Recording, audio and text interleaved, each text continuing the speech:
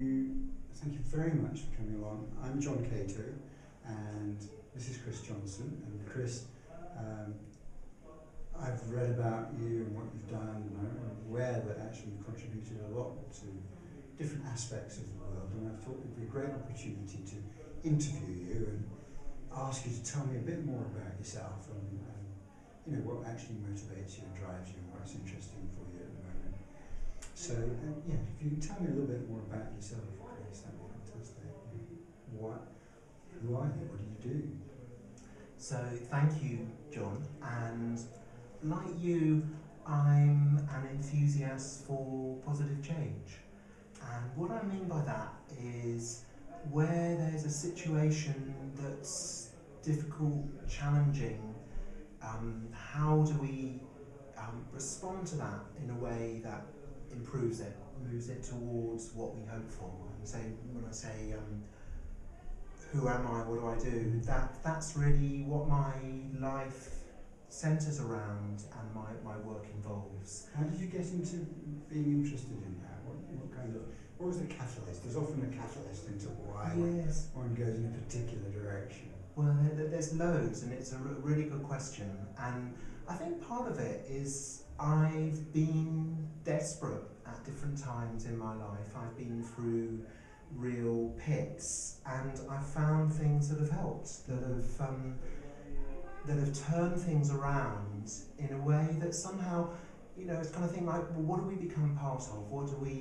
How do we place ourselves in life? And I think that if we can place ourselves in a story that we love and play a role in that we think needs to happen, that leads to a much more satisfying life. And so, for example, in my 20s, I was really depressed, and I ended up kind of falling asleep driving after a working week of about 112 hours. Outrageous amount of hours, really, isn't it? But it was something about reaching the point where something was so awful that I had to get out of that, and I kind of resigned from the job that I was doing. But also in seeing the journey of recovery in my life, how I kind of moved from a really desperate place to a place that was much better. That's one of the things that made me feel, well, I want to play a role in passing that on. And I spent about 17 years working as an addiction specialist, working with people with severe alcohol problems. And what I saw was the same story. I think of it as the story of recovery. The story of recovery often has a ghastly beginning, but there's something about really getting it that we don't want it to continue this way anymore. And it's not a solo thing, it's something about also feeling the support of fellowship, others around us, that we can be part of a journey towards a better way of being. And I feel like that on so many levels. And I suppose if I kind of think like, what is it particularly that I do or that I'm interested in, it's something about that story of recovery applied to lots of different levels. Because I think there's a similar process on a personal level to what can happen in an organisation when it goes completely pear-shaped, as is happening a lot at the moment. But also of a larger world situation as well, that sometimes it can be so out of control that people don't even want to look at it, because they can feel like, well, what can I do? There's nothing I can do that will make a difference. And so I kind of think there, well, that's how these stories often begin. Lord of the Rings, like Frodo, not very tall, not very likely candidate to play a major role, and we can feel like that too. So I want to be part of the story of helping that happen more. Yeah, and I can see how it operates on a personal level and in a community level or a corporate level or whatever. The same kind of stories are being played out in different ways, but they're all about the individual at the end of the day. Yes, it's interesting, yeah. I mean, because I think you're absolutely right. It is about the individual at the end of the day, and also in the same way you could say that your health is about yourselves at the end of the day. Yes. I trained as a doctor where, the first few years we spent years looking down microscopes and learning all about cells. And what I got really interested in was the holistic approach. And the holistic approach is based on the idea that the whole is more than the sum of the parts. The whole person is more than just the cells. And I think it's the same with our world too, that that there's something bigger going on than just individuals. And I think of it in story terms, that when we can feel that we are part of something bigger than just being an individual, it does something to our life. It changes our story. And I think of it like, well, how do we plug into the sense that we are part of something bigger? Because when we do, the direction of our life is much more about, well, what can I offer, what can I contribute, rather than what can I gain. I mean, we certainly do need to gain, we need to look after ourselves and meet our needs. But I think I really love this idea of breathing in, breathing out, receiving from the world as we do all the time. And then also, what's our gift? What can we breathe out? What can we offer? And when you're thinking that, what is your gift? What is your vision? What's your intention from your work and what you do and your passion? Well, my desire is there's something that happens in your lungs. You know, in your lungs, whenever you breathe in dust, you get cilia, which are these kind of like little cells with like hair-like fronds, and what they do is they waft up the crap that goes down into your lungs. And I guess that's what I want to do. You know, I want to kind of be part of a process of clearing out rubbish, and I want to spread the kind of insights and tools that help us do that more. And so I suppose in terms of what do I want to do, what's my ambition, it's to be a producer of inspiring materials. You know, if I can do that, if I can produce through my writing, through my music, through my conversations, be part of a process that's kind of wafting a recovery process. And being contagious with that, you know, kind of, and passing on the insights, things that I've found helpful. If I can pass that on, just as I've received it from others too.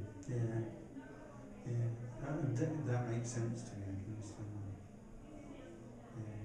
that. And it's sort of, I guess I'm thinking, you know, in terms of what you've done, what have you done to move it forward in that? What actions have you taken to achieve those? You know, one of the most brilliant things that I've ever done is give up smoking. You know, it seems such a small thing, but actually it was actually one of the most difficult things that I've done. And it's interesting, that image of the cilia clearing out lungs, because you know, smoke, it kills the cilia, or it stops them working properly. But also it's something about placing myself in this story of recovery, and I was very active in a big campaign to improve working conditions in hospitals, and I was involved in a big court case that made international headlines when I was in my 20s. So I kind of look back on my life and I think, well, that was a significant series of events, but you know, what was significant about it for me was that it taught me that whenever people say, that's impossible, it can't happen, because that's what everyone said to me when, you know, I said, look, these conditions are just crazy. I was the junior hospital doctor, my contract said I should work an average of 88 hours a week, and that was like some weeks loads more than that. And I said, look, you know, this is crazy, we can't work like this, we've got to change it. And people said to me, you're dreaming, and we haven't got the power here, there's nothing we can do. And through my involvement with that campaign, it just taught me that's not true. You know, we can have that belief at the beginning of a process where we say it can't happen, and I think of it as the stage of disbelief. And through refusing to kind of, it's that thing about daring to believe something is possible. And that can be on a personal basis of daring to believe that we can give up a habit or an addiction. Could be within an organisation that's gone completely toxic. It's like daring to believe it's possible to turn this around. And also the bigger picture of our world, with problems like climate change and oil depletion, price of oil going up, and hundreds of millions of people starving. You talked about Africa earlier, you know, kind of things that are just like so awful. But it's kind of thinking, well, okay, you know, there's different directions, there's getting worse and there's getting better. How do I put my life behind the process of things improving? and how do I look at what supports us to do that. And I think that when we do that, it does something to our life that it actually becomes much more satisfying. And one of the things that I've been involved in recently, I set up something called the Bristol Happiness Lectures, because I think that the way we think about happiness is kind of, I think there's so many misleading, unhelpful ideas about happiness. And the best way to find happiness, according to really all the research, is to find something bigger than you to serve. Yeah, I understand that. Definitely. Yeah, I'm absolutely with you on that. And in fact, it's one of the things, the insights that you've obviously got. Many speakers talk of this, don't they? About finding something beyond oneself. Yes. There's something beyond you that motivates you. Yes, and it's like something larger then acts through you. Yeah. So it's this idea, well, you know, on the one hand, it all comes down to individuals, and also the individual can have a sense of, I'm part of something larger, there's a larger life force even that can flow through me, and I think of it as purposes act through people. Inspiration, I think of it almost as a form of psychological or spiritual electricity. It passes through people, and you get one person who's really inspired, and it kind of passes through them to other people, and it passes through them to other people. And you know, people will come home after tonight, after hearing Harry, and they'll talk about it, and some of that inspiration will be spread further. Yes. Yes. When we can be part of larger flows like that, I think of it as being plugging into the flow through. You know, if we can have something larger flowing through us, that I think is really what brings happiness.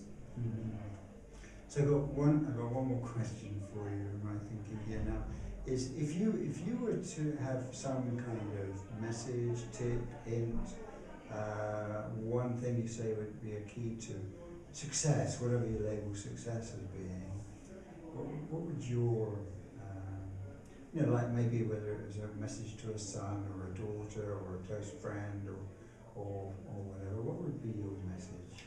Yes, God, I can only have one. Well, I think what it is it's live a beautiful life. And what I mean by a beautiful life, the philosopher Immanuel Kant, he had this idea that some things are done out of duty, out of a sense of should. But when we can do something that's good for the world, that contributes to the world, that is out of a want, and it's out of a want because we benefit too. It's something that meets the need of the world or society or community and individual. When you can live in a way that does both of those things, then that means that whatever you do will be sustainable, that it will just continue. But also the thing about sustainability is there's no good having one really successful cell if the body is dying. That there needs to be a way of honouring, supporting, taking care of the larger whole that we are all part of. But also we need to nourish ourselves too. And my motto is active hope. Active hope is whatever you hope for, be active in helping it happen. And that when you do that, and I think particularly when we can think of it as the gift of active hope, when we can give our contribution to the story of what we hope for happening, then that, to me, that's the meaning of life, really. It's kind of, and we all hope for different things, and that's great. We'll all be attuned to different needs of what needs to happen. But it's like that becomes a good story, and it's also understanding how easily that story gets blocked. So we all need to help each other in finding ways through those blocks, around those blocks, and that's what the story of recovery is about. That's really nice, thank you. That's really nice. Thank you, John. Thank you very much, Chris. Appreciate that very much. Good. Thank you. Thank you for what you were doing too.